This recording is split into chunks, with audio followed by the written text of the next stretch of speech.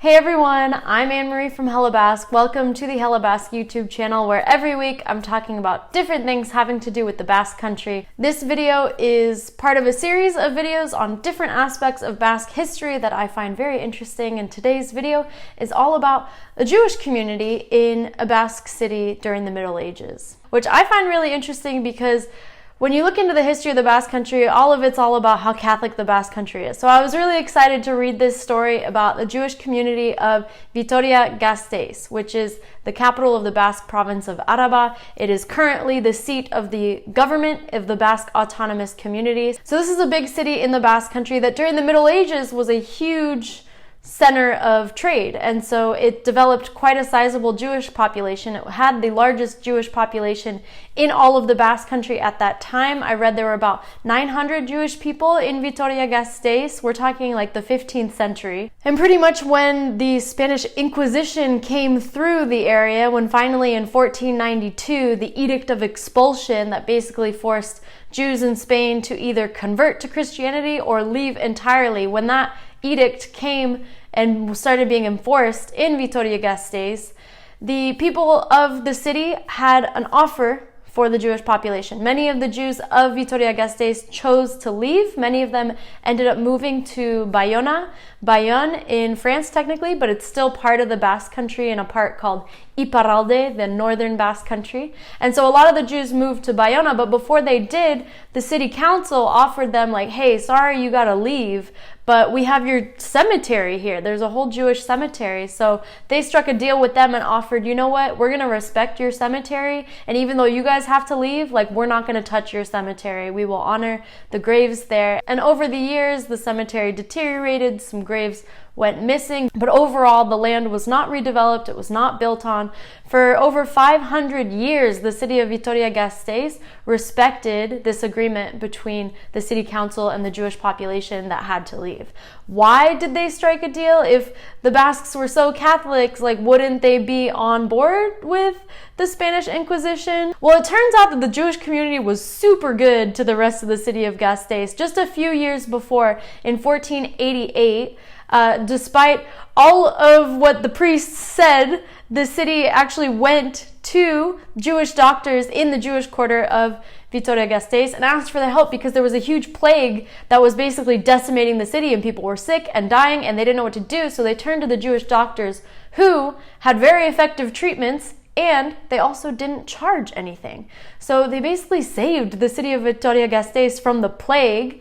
And they knew to go do this because over 100 years before, in the 1300s, the same exact thing happened. The bubonic plague came through, and what do you know? The Jewish population was relatively okay while all the Christians around them were sick and dying.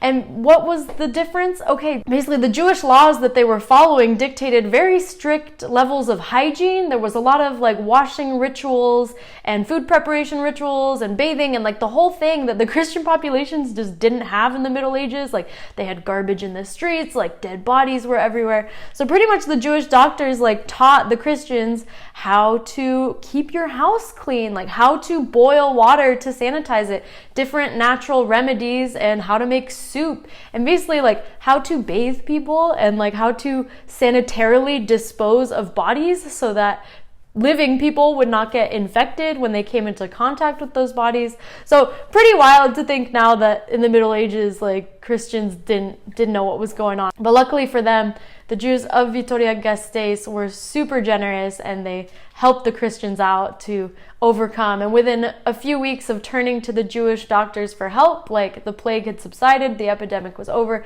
And so the people in charge in Vitoria-Gasteiz, like, they remembered this charity that the Jewish community had offered the rest of the city during these two bouts of plague. So they struck this deal with them. Over 500 years, it was respected. Finally, in the 1950s, the city did want to redevelop that land, and they did actually go to the descendants of that Jewish population in Bayonne and ask them, like, hey, is it cool with you if we kind of release ourselves from this agreement?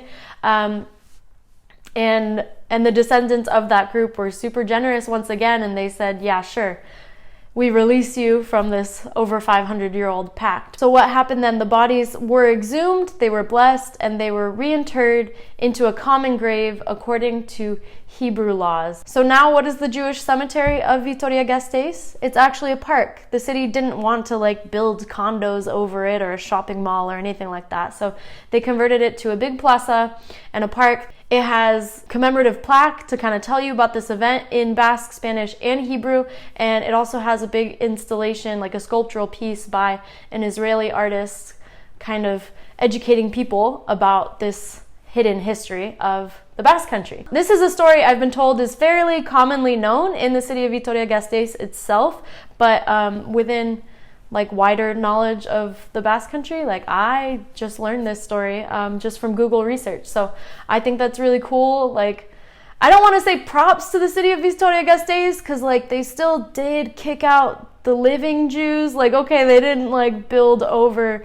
the Jewish cemetery. So like half props maybe, like, I can't say the Christians of the city of Vitoria-Gasteiz were the real heroes in that, but like in relative like terms, if we're looking at the Spanish Inquisition all throughout Spain, like they were, I guess, somewhat generous and charitable towards the Jewish community for centuries. If you think about it, I believe the site was redeveloped in 1952. This was before Spain officially revoked the Edict of Expulsion. This was before freedom of religion was officially allowed in Spain. So kind of progressive in a way for the 1950s.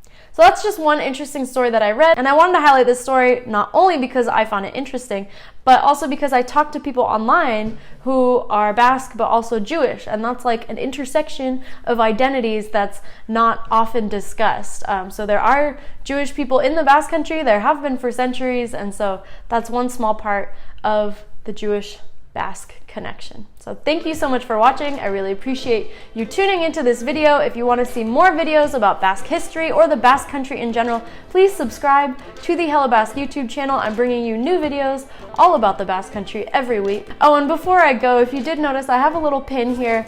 I pretty much designed this little guy. Can you see that? I designed this guy based on the house that my dad grew up in the Basque Country. So I made these little enamel pins. I've just got a few left and I'm not gonna print anymore. So when they're gone, they're gone.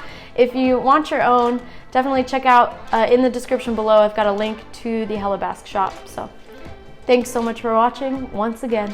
I'll see you next time.